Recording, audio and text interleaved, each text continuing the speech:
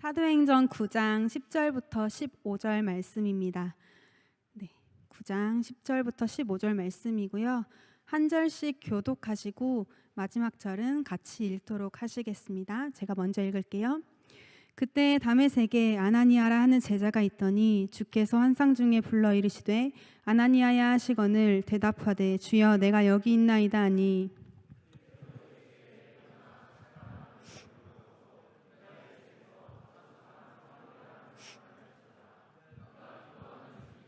그가 아나니아라 하는 사람이 들어와서 자기에게 안수하여 다시 보게 하는 것을 보았느니라 하시거늘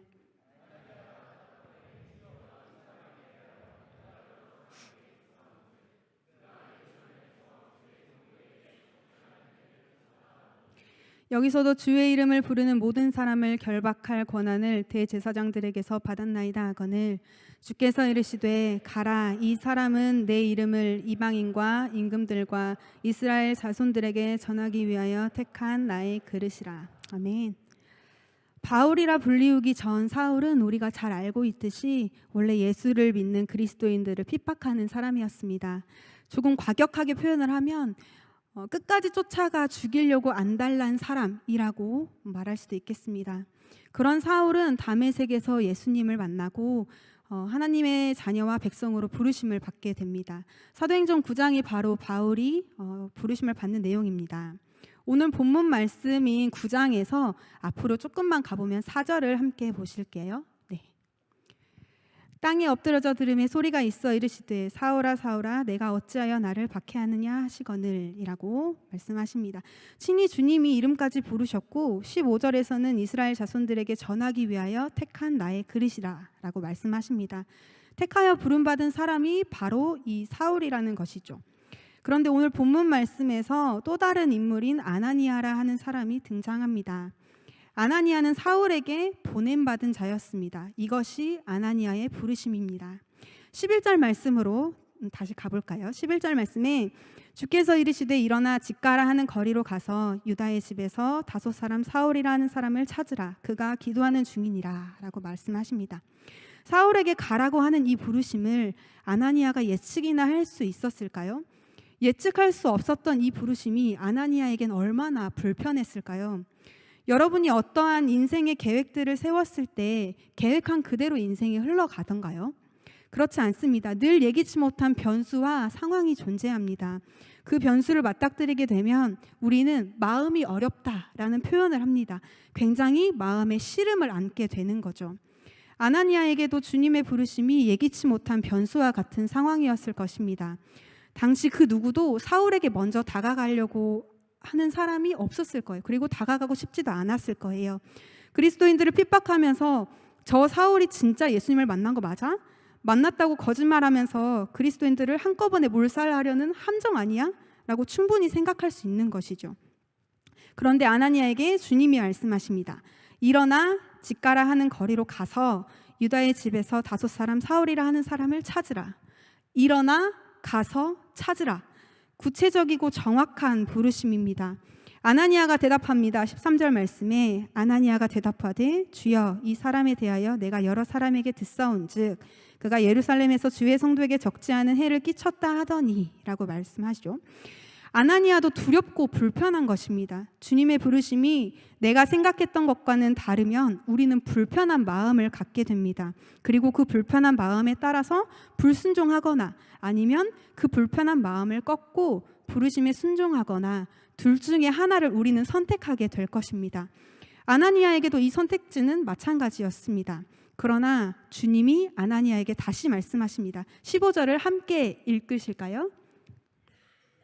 주께서 이르시되 가라.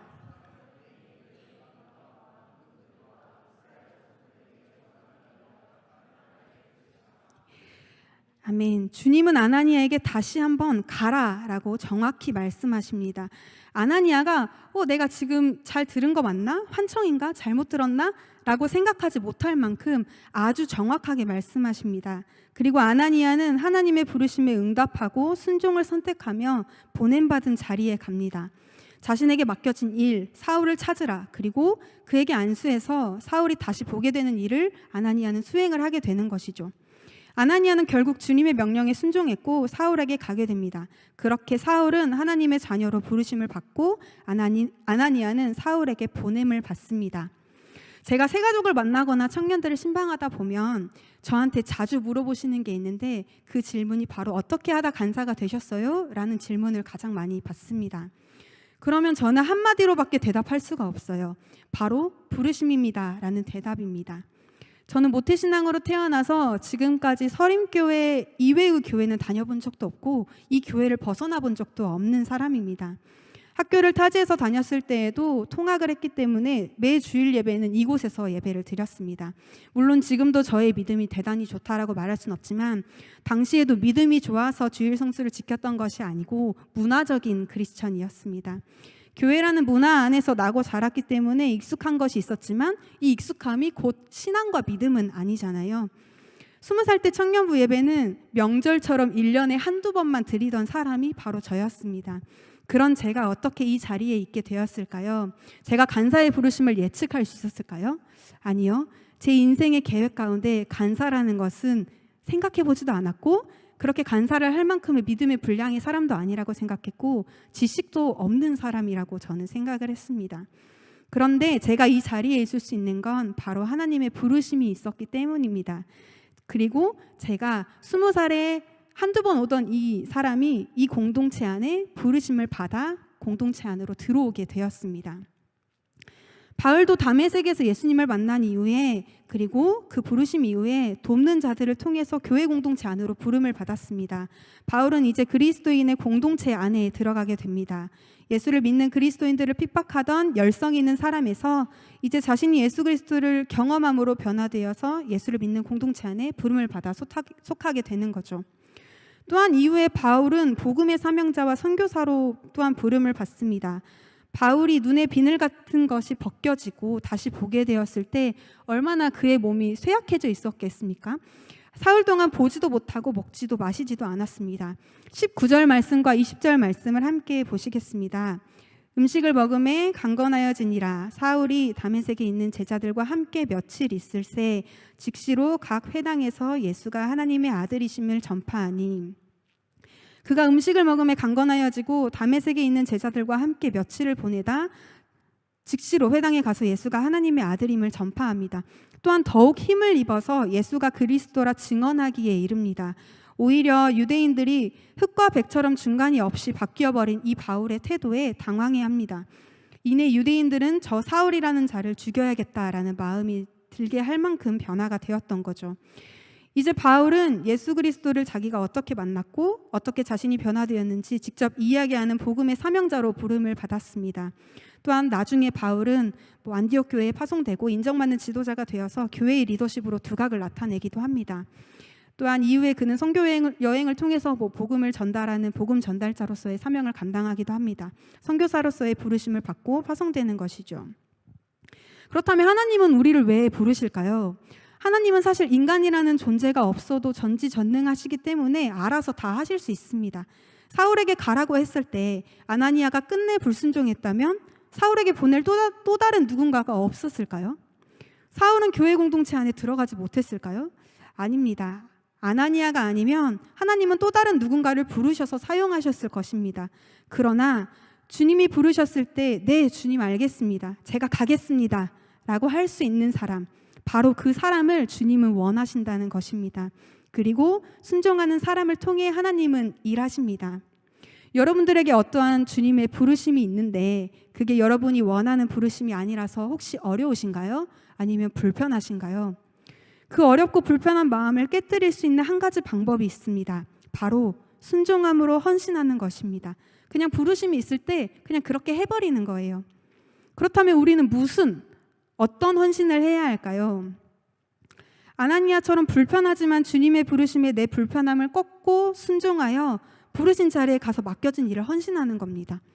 헌신이라는 말을 들으면 우리는 자연스럽게 교회의 봉사나 사역을 생각하기 쉬운데 물론 교회의 봉사나 사역 당연히 해야 합니다. 왜냐하면 내가 하나님을 사랑하면 교회를 사랑하게 되기 때문에 내가 하나님을 위해서 내가 사랑하는 교회를 위해서 무언가를 하고 싶다라는 열정이 생기게 되기 마련이죠.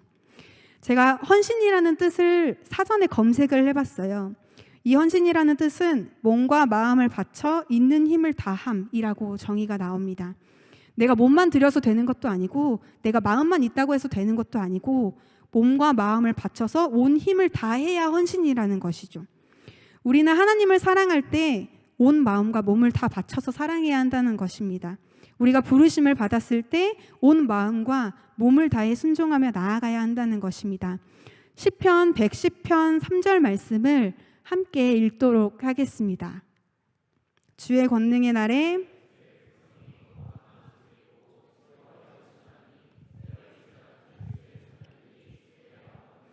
아멘. 즐거이 헌신하니 라고 합니다. 하나님을 사랑하기 때문에 몸과 마음을 다해 헌신하는 것이 즐거운 일이죠. 교회 일을 열심히 하는 일꾼만 되라는 것을 말하는 게 아닙니다. 하나님을 사랑하는 헌신을 하자는 것입니다. 즐겁게 하나님을 찾고 하나님을 사랑하자는 것입니다. 하나님이 가라면 가고 멈추라면 멈추는 그 순종의 인생이 우리 안에 참된 즐거움이기를 소망합니다. 두 번째로 내가 속한 공동체로 부름을 받았다고 했습니다.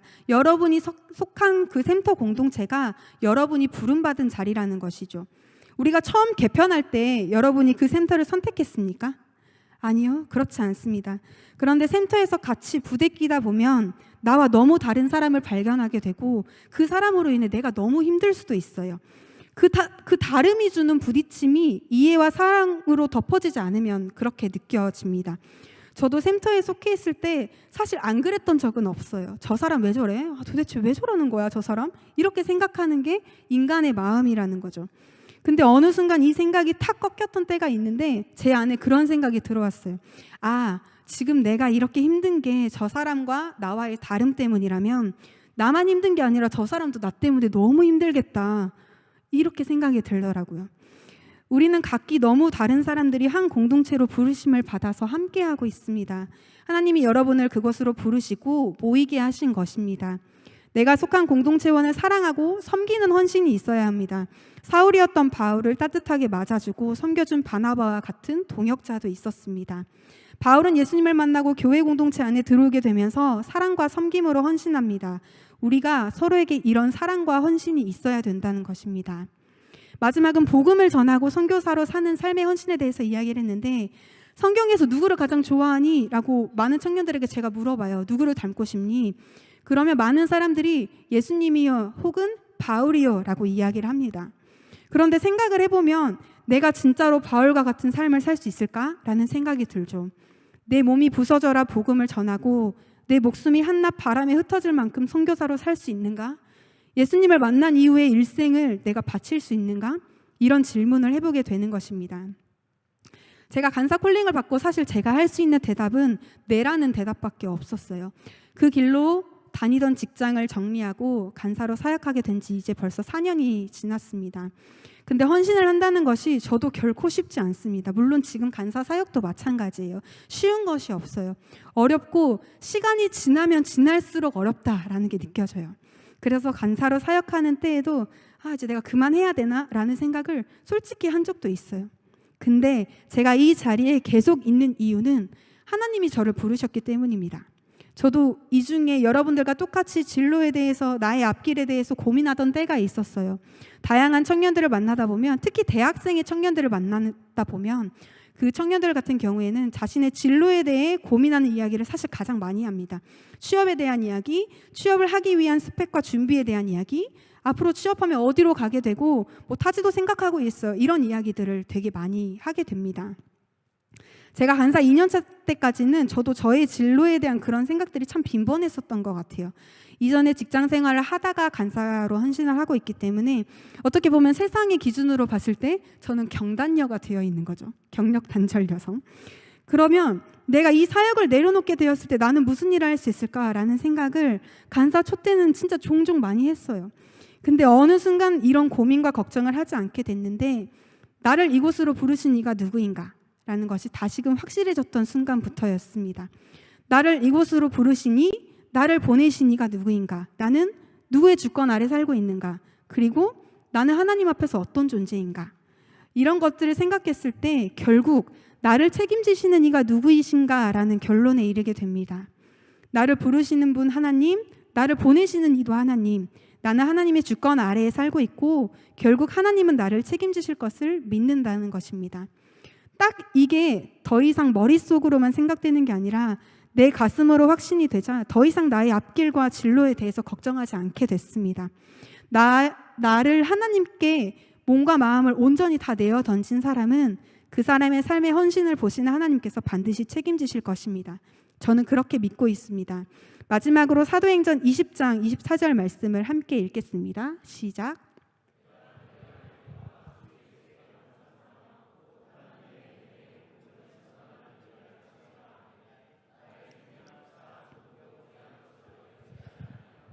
아멘.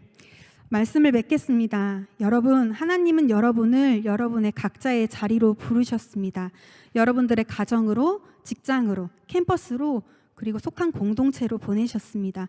또한 샘터에서 샘지기로, 샘장으로, 샘원으로 부르셨습니다. 어떤 직분에 연연해야 하라는 것이 아니라 이것은 각자의 자리에서 열심히 하나님을 사랑하고 서로를 섬기며 헌신하라고 부르셨습니다. 서로를 사랑하는 헌신, 서로를 이해하는 헌신, 서로를 용납하는 헌신으로 여러분을 부르셨습니다. 그리고 또 보내셨습니다. 우리 2024년에는 하나님과 이웃을 사랑하는 일에 더 헌신하고 각자의 부르신 자리에서 더욱 힘써서 우리의 부르심과 택하심을 굳게 하는 저와 여러분이 되길 소망합니다. 함께 기도하시겠습니다.